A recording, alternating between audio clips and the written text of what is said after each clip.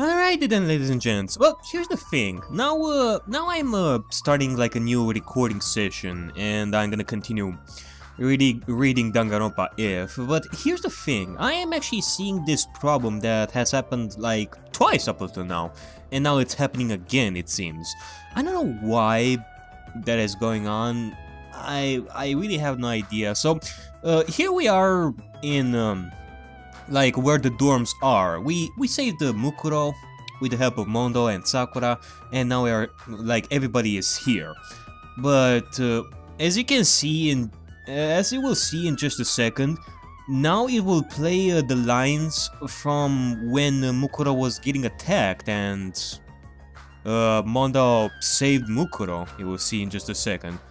There's no way she could have answered them so easily. After all, she was still alive. The sound of the motorcycle grew closer and closer, as if it was threatening to break Mukuro's spirit. Suddenly, Monokuma stopped moving. The other Monokumas continued doing their automatic movements. As this strange event unfolded, Mukuro noticed something. The motorcycle had suddenly gone quiet. After a few seconds, the engine exploded to life and began to approach even faster than before. And yep, here comes Mondo Wada over here. He is gonna save Mukuro in just a second. Let me just see if I can do this. Yeah, this is a little bit weird, especially since now we are going through these pages. Like, it says that it's like like we're getting like new pages, even though we are like right here. Alright, here's the moment over here. So yeah, I don't know why this stuff happens in Danganronpa IF. I mean, I do remember putting like the bookmark where when we met Makoto and the rest of the gang and all that. Chihiro and Hifumi were cautiously peeking. Okay. Mukuro noticed two people. One was Kyoko and the other one was Makoto. Her lips began to tremble as she sat on the back of the motorcycle. And Makoto is saying, I'm glad you're safe, Mukuro. Unfortunately, Mukuro wasn't able to realize her hopeful filling her little sister with despair. Instead, she had successfully planted the seeds of hope into her fellow students.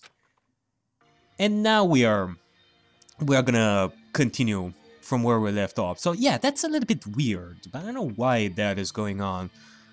And, well, here's another funny thing that keeps happening to me, ladies and gents. Like, whenever I want to like continue reading Danganronpa IF, I always launch the first game and not the second game. I just keep doing that because Danganronpa IF has its events going on inside Hoxpie Academy and not on Jabberwock Island. And that's the reason. That's the main reason why I keep launching the first Danganronpa game instead of the second one, because this novel is in Danganronpa 2. It just always happens. When he woke up, he did something extremely simple. He talked about his memories. Most of the students were still skeptical, even after listening to Mukuro's recorded confession. Sorry. Confession on Chihiro's laptop. Obviously, they were still not entirely convinced at first when Mukuro woke up, but after Sakura asked him a certain question, the ambience completely changed. Then beyond the walls of the school, the world is completely destroyed?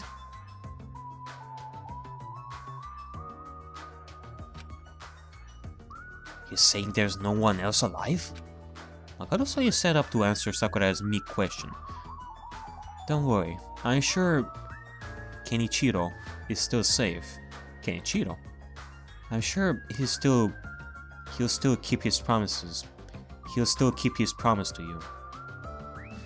Wait a second. Sakura gasped. Kenichiro was the only man she couldn't defeat. A man who had promised her a rematch and made her one other promise as well.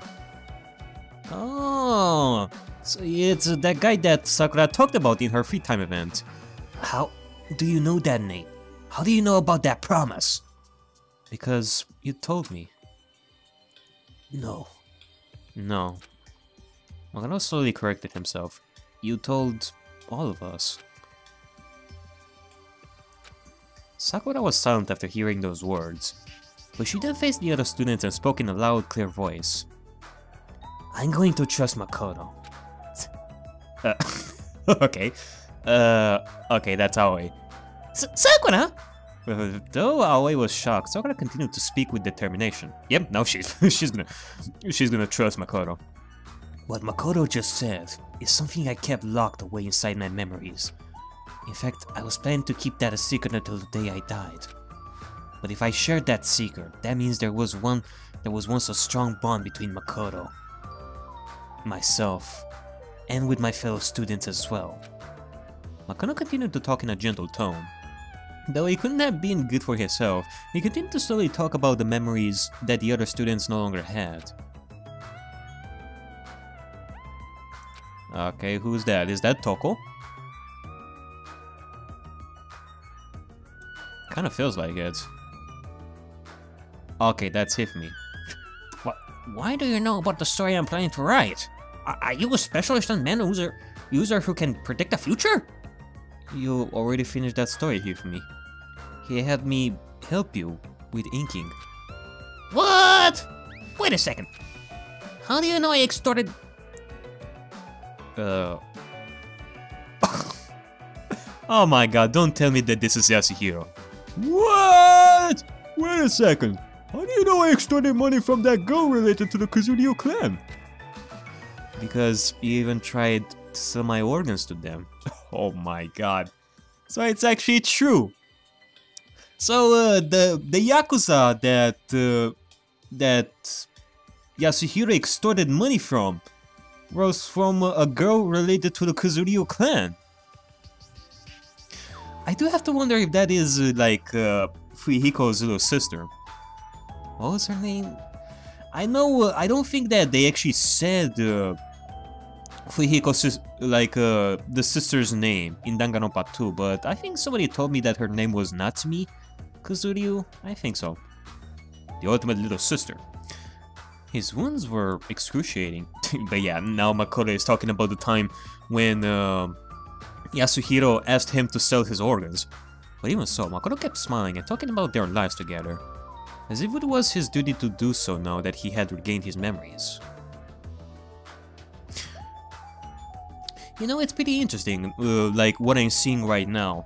Sakura talking about, talked about Kenichiro to Makoto, like their school years. Yasuhiro talking about selling Makoto's organs and his debt to the Kazuryo clan. Hifumi talking about his new writing stories. Those are in free time events, and yet Makoto is talking about this sort of stuff as if they already talked about that in those school years. Well, that's actually pretty interesting. So these free time events that we had in the first game, like, were the first time that they talked about, in the school years. Well, I guess it's understandable because in those years they would know each other, but okay. As the other students listened to him, they slowly began to realize something. The vivid accounts he was providing couldn't be explained as just passing knowledge. Clearly, some kind of bond between them all had been erased. Only Byakuya remained cynical. Now here I go. There's no way I would have grown closer to any of you. It's like that they are all secretly working together. Yeah. Just go back to your corner, Byakuya, and be a jackass. We don't need you. Like, again, you haven't contributed to this story, like, at all in terms of saving us. It was mostly Kyoko who had done the job, and Sakura and the other people. But you just be cynical and jump to conclusions and all that. Though Byakuya was still hostile toward Makoto's recollection of their memories, for the time being, he determined that Makoto wasn't actually a terrorist. Yeah, at least they figured that one out. Makoto had bought enough time for Makoto to wake up and share his memories with the others, even if she hadn't intended to do that. It was still a small sliver of hope that she grasped tightly. Alright, didn't? And I hope to God that it's not gonna repeat some of the lines again. And now, as she looked at the boy who had smiled at her, Makoto didn't know what to say. She couldn't think of anything to say at all. The battle was over, and Mukuro was now back to being a disappointing girl. She turned away from everyone's faces, and apologetically climbed off the back of the motorcycle. But Makoto saw her and slowly opened his mouth to say, "Thank you, Mukuro. You saved my life." Makoto gave her words of sincere gratitude between his weak breaths. Mukuro couldn't bring herself to look at him as she mumbled to herself. "Why?" "Huh?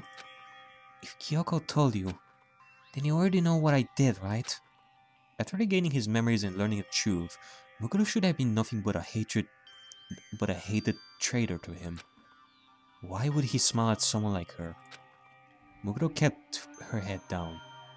Makoto smiled, as if he wasn't sure how to respond, and said, "Well, I guess you're right. But you also saved my life many times during these past 2 years. And..." Makoto took a deep, quiet breath and smiled at Mukuro again.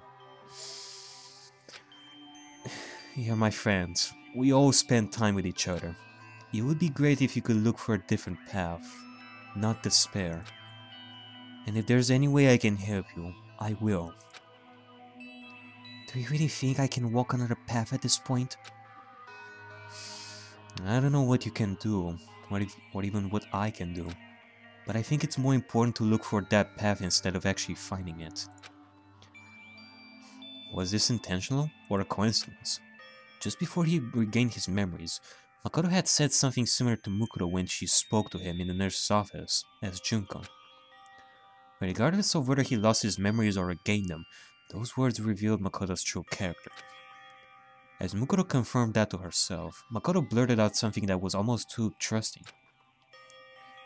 "It's not just you. Even Junko can." But he was immediately interrupted.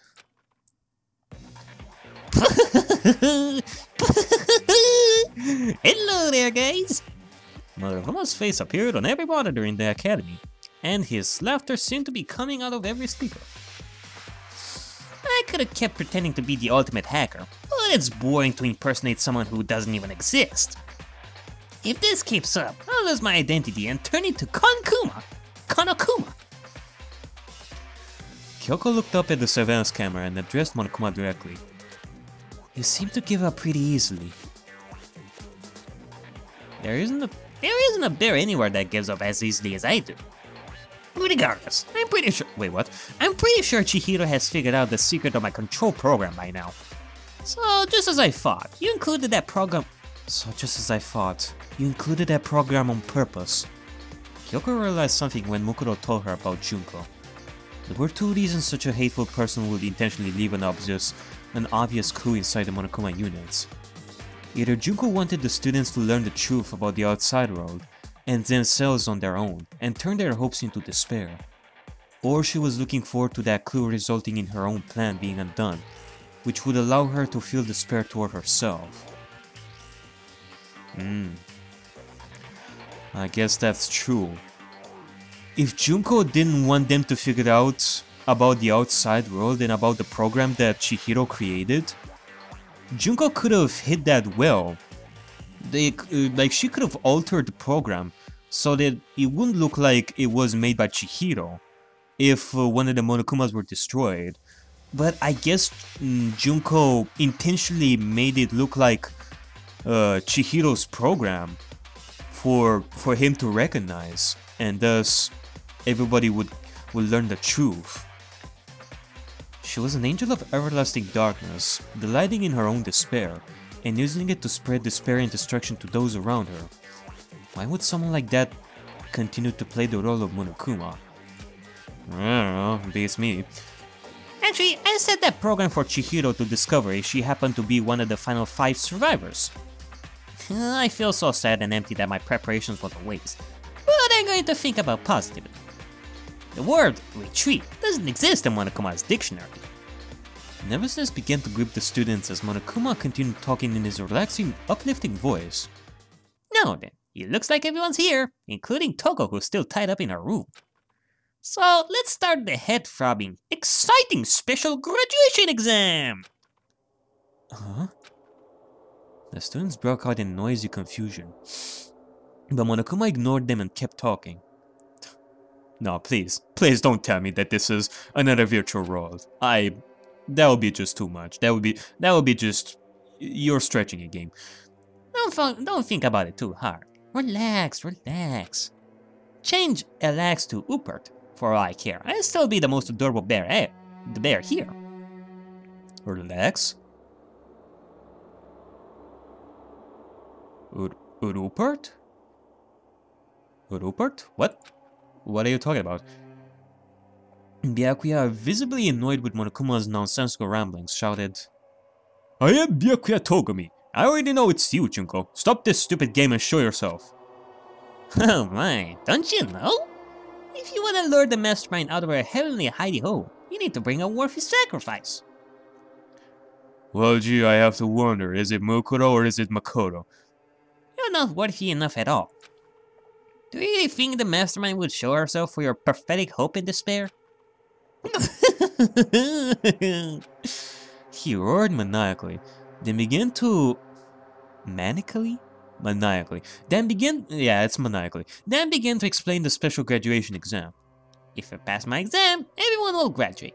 But if you fail, you'll be held back for a whole year. I'll reset your memories, give you a fresh new lease on life. Lease on life? And you'll introduce yourselves at the start of the school year again. Man, those words are really hard to read. They say people's lives don't come with reset buttons. But I'm not a people. I'm a bear! Whether it's soft resets or hard resets, I can do as I please. Yasuhiro seemed confused, but the other students knew what Monokuma meant by reset. He is going to force them to relive their school lives once again. As Yasuhiro struggled to understand, Taka pointed at the nearby monitor and shouted, Stop this already! No matter what you do to us, we'll never commit murder! These past few days should have already made that clear to you! What was that? Are you serious? Of course! No one here would ever take another human being's life for any reason! As Taka shouted, one of the students, a pale-faced girl standing apart from the others, looked away. It was Sayaka. As she trembled, a voice popped up from behind her. What do you think, Sayaka? She couldn't even turn around from sheer terror, but Sayaka knew. She knew Monokuma was standing right behind her. Do you think none of you will become a killer? Oh my god, you fucking kidding me. Monokuma leaned towards Sayaka and asked her a question only she could hear. By the way, Sayaka, why did you go to Makoto's room when nothing strange had happened yet? Did you two have an appropriate relationship? What would your fans think if they found out you made a move on a boy by sneaking into his room? Or were you there for some other reason? She could barely make a sound, much less scream, as her trembling worsened. Monokuma had nothing to gain by cornering Sayaka and toying with her emotions like this. He simply wanted to see the young singer fall into despair over her true character. And for that reason, Monokuma did not relent. Hey, what were you trying to do to your close friend you've known for the past 2 years? Her determination from last night blended with the memories Makoto had recounted, and ate away at Sayaka's mind like a disease. As her mind began to rip itself apart, she fell to her knees. A clear ball, flying at just under 105 miles per hour, struck Monokuma in the mouth with enough force to sink into his face. Wait, what? The speaker in Monokuma's mouth was immediately destroyed as his body rolled into a wall and stopped moving. What? What just happened? A clear ball flying at just... Sayaka came to her senses and looked to where the ball came flying from. She saw Leon, breathing heavily as he stared intensely at Monokuma. Oh! The ultimate baseball star! Yasuhiro grabbed him and yelled, Oh, dude! Why did you do that, Leon? That crystal boy is really valuable! Oh, well... If it was or not, well, not anymore, Yasuhiro. It's destroyed. Leon had stolen Yasuhiro's crystal ball and thrown it at Monokuma. Apparently so. Like, no matter what timeline we're talking about, Yasuhiro's crystal ball will always be destroyed, no matter what. And he will always realize that the crystal ball was a fake. That Monokuma bastard was trying to take Sayaka hostage. What was I supposed to do? Dude, the crystal ball cost me $2 trillion! $2 trillion! I don't even print that much money anymore! Are you sure about that? Oh, bullshit. Besides, if the world is all screwed up, what the hell are you gonna need money for anyway? But if it's safe out there, I'll just join the major leagues or whatever and pay you back.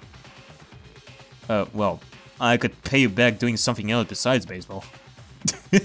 Something else besides baseball, that is. As two argued, Sayaka fell to her knees.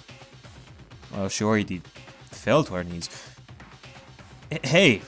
Shouted Leon, running toward her. Sayaka, are you okay? She looked at him and stared blankly. Yeah. She had made up her mind, and she raised her head as she said, "Huh.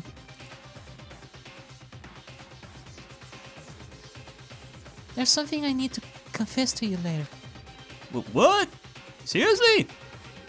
Sayaka was staring at Leon so intensely that he briefly forgot about the current situation. Not just you, but Makoto and the others too. Sayaka had made up her mind to confess the sin that was weighing heavily on her heart, but Leon seemed not to hear that latter half of her remark. You know, maybe Sayaka's heart was not in her place when she was planning to murder someone. But now this is a sign that she will change. She made up her mind. He ran back to the others, slapped Hifumi and Yasuhiro on their backs, and shouted, "Alright everyone, let's ace this exam or whatever and get out of here already. There's no way I'm gonna let my happy memories of this place get taken away." The Monokuma inside the monitor responded, "Fine, fine. Now that things are finally coming to a boil, let's start the graduation exam." Sakura, who had been outside the dormitory, suddenly appeared with some information. "The Monokumas in the hallway are acting peculiar." The students all moved to the main building to see what Sakura was talking about. Oh my god, don't tell me they're acting peculiar. Don't tell me that they're all, like, all the Monokumas are grouping up and they're gonna form like a one gigantic Monokuma. Like, guys, have you ever played Matrix Path to Neo with the final boss? That is a bit different from... It is a bit different from... well, actually, no. What I was... I was actually thinking of Agent Smiths, like creating like one gigantic Smith and try to defeat Neo. But I think it was made out of metal or something like that. I don't know. I don't remember. Either way. I'm just talking about my ass over here. There they saw 50 Monokuma standing in 2 rows along the walls of the hallway, and one standing at the very end of the hall. Oh my god, don't tell me.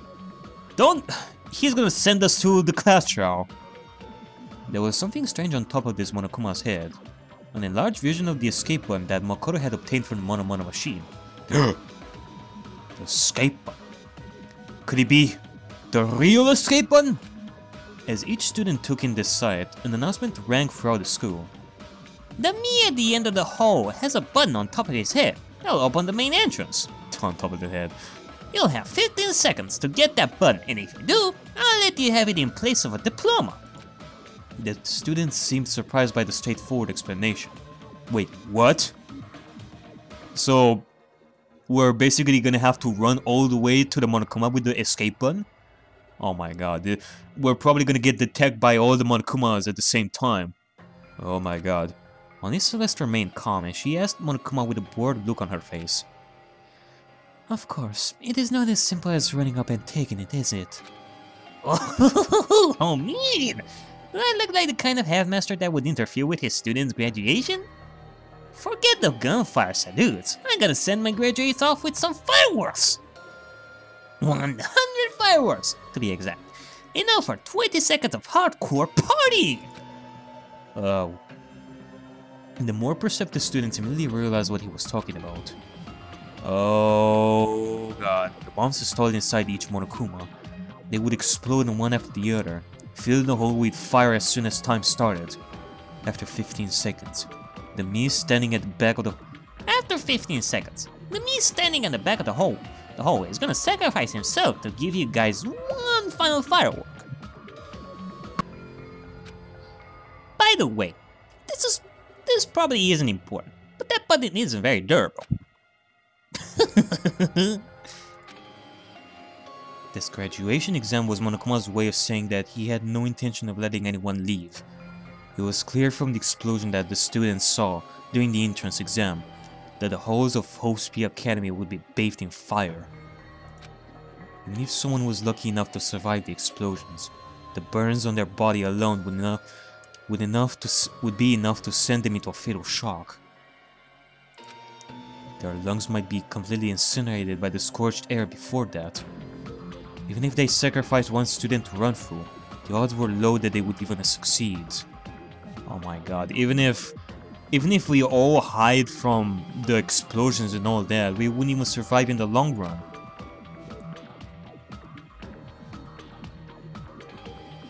But there was no reason for every student to run it in at once either, and a shadow of despair fell upon their faces. Nice! Very nice! I almost want to take a picture so I have those faces as a souvenir! As Monokuma left from behind the monitor, Sakura stepped forward. I'll do it. I've only seen the explosion once, but I believe I'm capable of withstanding its power. No! Shouted Aoi. I can't! Even he couldn't handle 100 of those explosions! Sakura shook her head. I'm the only one who even has a chance. Suddenly, Mono remembered the motorcycle he parked inside the dormitory and said, Hold up! That motorcycle might be fast enough to go through those explosions. I'll do it. Don't be hasty, urged Sakura. Even if the motorcycle is unharmed by the explosions, that doesn't mean its rider will be. Well, if the motorcycle is gonna get hit, it will be destroyed too. I mean, it's not an indestructible motorcycle, right? Or maybe it is, I don't know. As Sakura and others continued their debate, one person said, well, it is a motorcycle specially made by Kazuichi when he was the ultimate despair, so it must be indestructible. Who knows? I'm just saying. One person stepped toward the hallway lined with Monokuma's. It was Kyoko, wasn't it? Nah, it was Mukuro. I'll do it. Mukuro! Screamed Makoto weakly. But yeah, I know I am picturing Kyoko as the most badass, most powerful person, but no, she wouldn't do such a thing. It's impossible for her. Not to mention Makuro. Okay, that's a little bit of a mistake over there. Makura with her back facing Makoto turned her head to the side slightly and gave him a small nod. She knew it would come to this. She knew why Monokuma would pose such an impossible exam. Junko is already looking forward to the next despair game. She's going to erase everyone's memories, including mine. She just wants to torment us and fill us with despair before that happens. But Mukuro knew her sister's personality all too well, and that's why she was confident. She knew that the escape button was real. Whenever Junko brought despair to others, she always made sure there was a possibility that despair would befall her instead. And the symbol of hope. And the hope represents that escape button. If the students won this gamble and made it through this horrible situation, they would finally escape to the outside world. That outcome would obviously fill Junko with immense despair. In the same way she left a clue in Monokuma's control program, Junko could not be satisfied unless she took pains to ensure her own destruction. It was this quality that made Junko the ultimate despair. That's why Mukuro was determined to do it. She knew she was the only person who stood a chance of making that outcome possible, even if she had to risk her life. But right now, Mukuro wanted to live more than anything. She wanted to hold on to this world, a world she had no interest in previously. She didn't even know if this hesitation she felt was disappointing or not. But she wanted to live and continue searching for a new path. A path where she could abandon her submission to despair, where she could accept the sins of the past. Mukuro, who is known as a war machine, found her heart beset by overwhelming fear and anxiety. Up till now, it had never occurred to her that determination was necessary to live. As if she was brushing that fear aside, she quietly said, "Thank you, Makoto." Unfortunately, the words she said to the boy who showed her new possibilities never reached her ears, never reached his ears. Sakura, however, heard her, and frowned as she said, "If you're planning to sacrifice yourself as an act of penance, I'll stop you with all my power." Though her words were firm, there was no unmistakable affection hiding in them. Both girls had dedicated their lives to battle, and yet Mukuro felt a twinge of jealousy toward Sakura for possessing something she lacked. Mukuro leaned toward Sakura and whispered in her ear, "What? Are you serious?" As Sakura's frown intensified, Monokuma's voice blared throughout the halls. "Alright, I'm gonna start the exam now. Ready, set, go!" There was no time for questions or objections. The frontmost Monokuma exploded, sending a roar wave of heat through the hall. But Mukuro didn't look away. "Oh god, here it comes! Here it comes! Are you gonna be able to do this, Mukuro?" She began moving, powered by resolute determination. And... oh, don't cut to this! Come on! Monokuma room. As soon as the graduation exam started, the mastermind focused her control entirely on the Monokuma holding the escape button, and completely synchronized her field of vision with it. She knew what was going to happen next. She could predict what her sister Mukuro would do in this exact situation, where she would choose to focus her superhuman skill with weaponry. And so, from Monokuma's eyes, she watched the scene unfold exactly as she had predicted. A pointed metal bar burst through the explosions, heading straight for the weak point of the Monokuma holding the escape button. Specifically, it was aiming for the point where the bomb's detonation system and Monokuma's power source overlapped. It flew straight and true, as if it had been fired by a master archer. In order to bring despair to Monokuma, and by extension Junko as well, the super soldier known as Mukuro Ikasaba threw the pipe like a spear so he could attack the same weak point she had pierced in Nurse's office. As explosions filled the hallway until only fire remained visible, the spear's speed and precision as it soared to its target defied all human logic.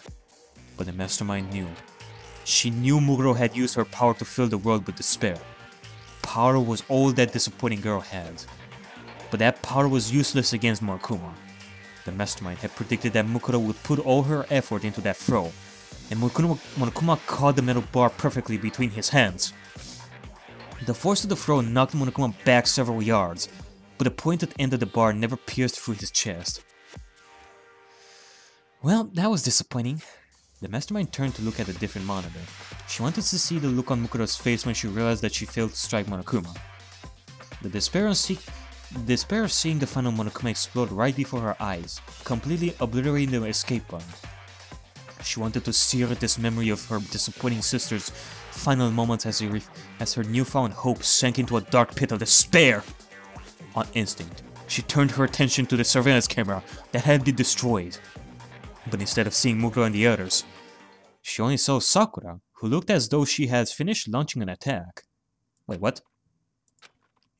Yep, this must be something that Mukuro whispered to Sakura. I do have to wonder what is going to happen. She only thought it was strange for 1 second. But then the hopelessly powerful mastermind completely understood the situation and shifted her point of view to Monokuma. But because of that single second, Junko would feel just a pang of despair. Oh! Didn't expect that, Junko! 3 seconds left! Amid the smoke, flames and heat encircling the hallway, it burst through with the speed of a cannon shell. It glared at Monokuma with hot, boiling eyes that betrayed the icy expression on its face. And then, sharply, swiftly, strongly, it transformed into a living weapon that cuts through everything. Revealing its true form in that hole of despair. 2 seconds left. Monokuma, who was still holding the metal bar in his hands, tried to move, but at that exact moment, the living weapon carved a path through the flames and appeared before him. Its body, which had never been wounded on any battlefield, was sustaining all manner of burns and injuries. Oh, it's Makoto! But even so, it did not falter. The fire in its eyes never flickered once. 1 second left! The living weapon, Mukuro, slammed her knee into the back of the metal bar Monokuma was holding. Her knee? The sharp tip of the metal bar pierced through Monokuma like a rail spike. Oh yeah! Shredding the detonator and its power source into pieces. Time's up! The 100 explosions ceased and smoke blanketed the hallway. Mukuro had dived into Monokuma and the pressed an escape, but no rest in her hands! Ooh! Congratulations, Mukuro! Ooh. That's way nice! She and the other students of Hope Speed Academy had passed the graduation exam. Yep. Wow, Sakura actually threw Mukuro all the way to the last Monokuma. Wow, it was only a small amount of despair. Monokuma had tasted it only 3 seconds. Whew! First floor, hallway. Junko. Mukuro looked down at Monokuma. He could no longer move or self-destruct. When she spoke to him, a static-filled voice emitted from his mouth. It seemed his communication function still worked. I never expected you to do that. It still sounded like Monokuma. It seems his voice modulator wasn't harmed as well. I must have overestimated you. I never thought you'd need anybody's help on the battlefield. When I give the signal, please launch me forward with a roundhouse kick. Muko whispered these words to Sakura just before the explosion started. Yep. After Mukuro threw the metal bar, she jumped into the air at the exact moment Sakura unleashed the roundhouse kick. Right when Sakura's foot made contact with her own, Mukuro used the force generated by her kick to propel herself at Monokuma. Using the ultimate martial artist's superhuman attack like a springboard, she shot herself through the air like an artillery shell. Enduring intense heat, shrapnel and blood-draining G-force, she stayed unconscious as she charged through the hallway engulfed with explosions and despair. All this damn time, Mukuro fought by herself in all her fights when she was with the Fenrir. But now, this must be the first time Mukuro used the help of somebody in the battlefield in order to have success. It probably must be the first time. Mukuro trusted Junko. She trusted Junko to predict that she'd throw the metal bar and catch it accordingly. Then she tried to look at her face as the despair sets in. The Junko Enoshima she knew would definitely do that. Although Mukuro hadn't predicted that her sister would try to kill her with the spears of Gangnew, she had a better understanding of her actions now. As Mukuro stared Monokuma in his face, all he could do was laugh scornfully. You put your life in someone else's hands for a deadly battle? I don't know how I feel about that. You'll always be a half-assed disappointment. I guess this time I'll just say I lost because I didn't see this much disappointment coming. The end. The end. Mukuro shook her head at Monokuma. No, you're wrong, Junko. Huh? If you want to talk about winning or losing, I think we lost, before we even started. Mukuro's eyes shifted from side to side, as if she was unsure of something, and she fidgeted in place as she continued to talk. No matter how much despair they felt, you didn't think they'd kill each other the way they knew they were before. That's why you erased their memories. They aren't like the others you forced in the past. You knew these students would never do it. That's what you believed, isn't it? What are you talking about? So, it's okay, Junko. I'll bring back everyone's memories someday. And I'll show you everyone's happiness. And their bonds. I'll show all that to you. And fill you with even more despair. Makoto nodded after she said this, as if to cheer her sister up. After several seconds of silence, Monokuma responded. You finally beat me this one time, and that lame speech is the best you can do? You're such a disappointment. You never fail me with despair. It's just constant disappointment. Jesus Christ, Junko, you're just never pleased.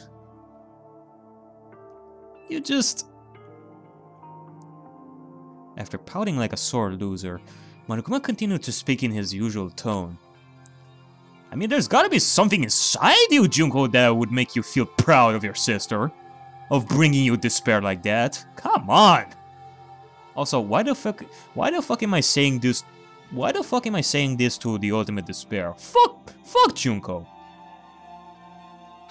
But you guys will be back. And when that time comes, I'll invite you guys to a wonderful place. I found out about this fun island while I was running things here.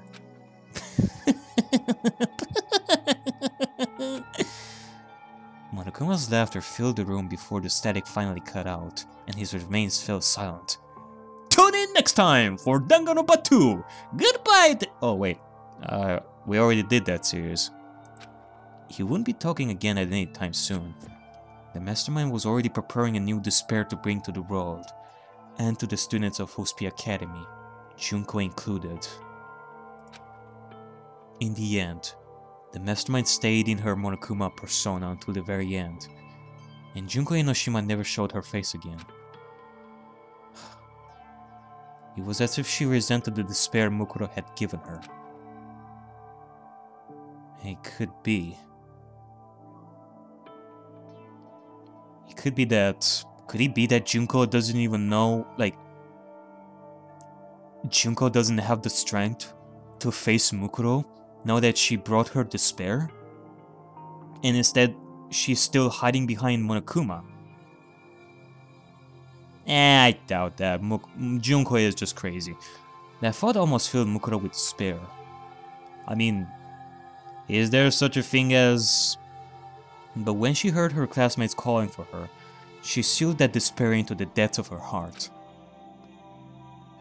From now on, she would seal away all her despair. And one day, when she can give Junko the perfect despair, she'll unleash all the despair she stored and plunge with her sister into a dark abyss. I won't leave my little sister alone.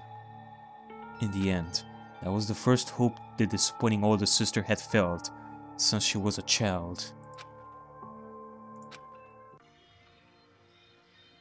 Several hours later, the main entrance.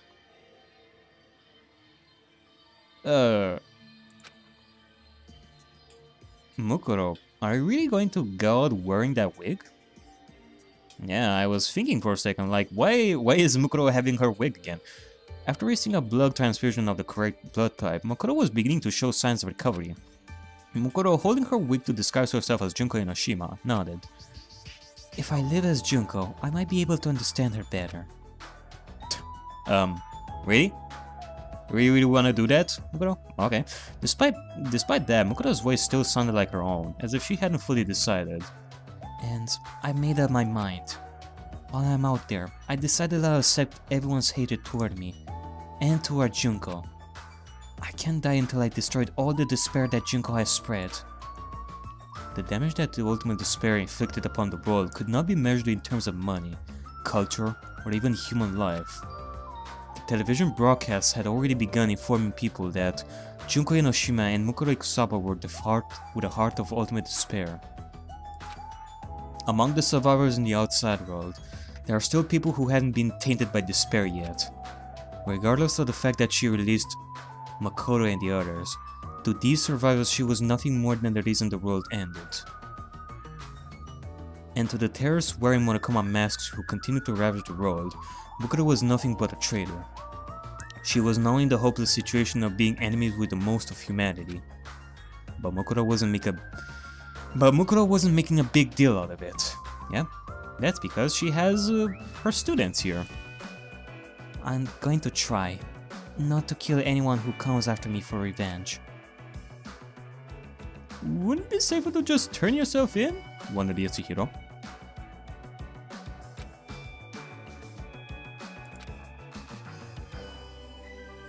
Oh, you might just get executed instead. You can live to be an old lady if your trial keeps getting put back. Makoto slowly shook her head at Yasuhiro. Laws, justice, these things no longer exist.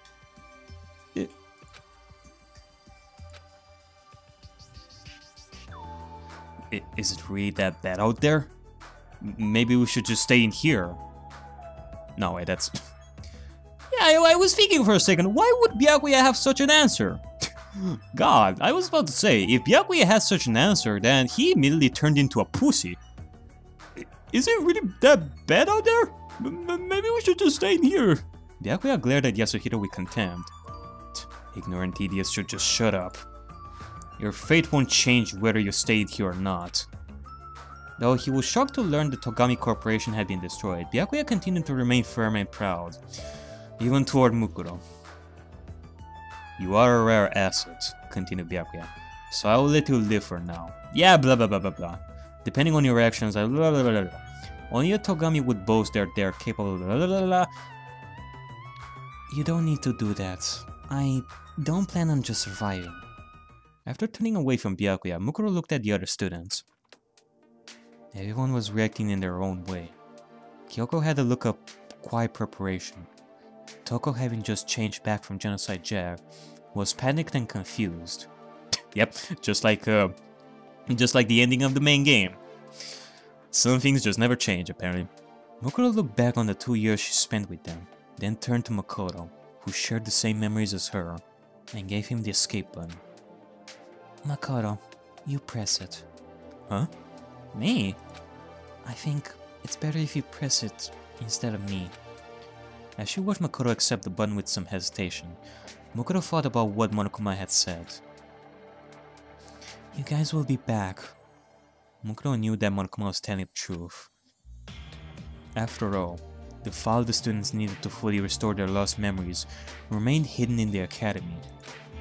The research notes of Yasuke Matsuda, the ultimate neurologist. His research is the key to restoring everyone's memories. Even if the students no longer have their memories, they may be able to repair the bonds they had built among themselves over the past 2 years. But as long as their memories remain unrestored, the mastermind could still repeat her deadly plan. Although the island mentioned earlier sounded strange, the students could not turn their backs on the despair facing them. Then, let's go. Makoto remembered everything that was happening in the outside world. The boy who had chosen to remain inside the academy 2 years ago was now choosing to leave. How much did he struggle to come to that decision? But he was determined to face the despair awaiting him outside, and hid his internal conflict from the others. By protecting Makoto's hope, Mukuro would bring despair to her beloved sister. But she no longer knew if the end result of her goal would lead to her to hope or despair, to hope or despair. She pulled the wig over her head and hid her face with her hands. Was she smiling because hope was waiting for her? Or was she crying because her path would lead to despair? When she lowered her hands, her face was devoid of all emotion. Makoto no longer knew what expression she would wear on her face. At the same time, Makoto pressed the escape button. A siren began to wail as the turrets retracted into the ceiling. From beyond the heavy door, a bright light appeared. An infinite number of ifs and all the possibilities contained therein encased the world. Accepting everything, hope, despair, and even the feelings of the disappointing girl, Mukuriku-sama.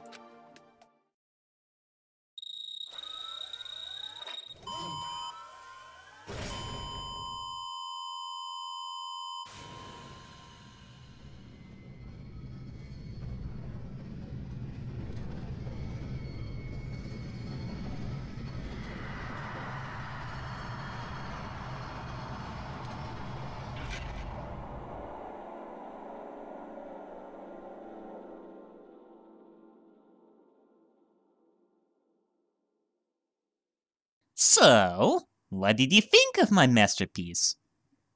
Well, I must say, Monokuma, not only am I surprised that this didn't turn out to be a stupid joke coming from you, but I think he was so awesome!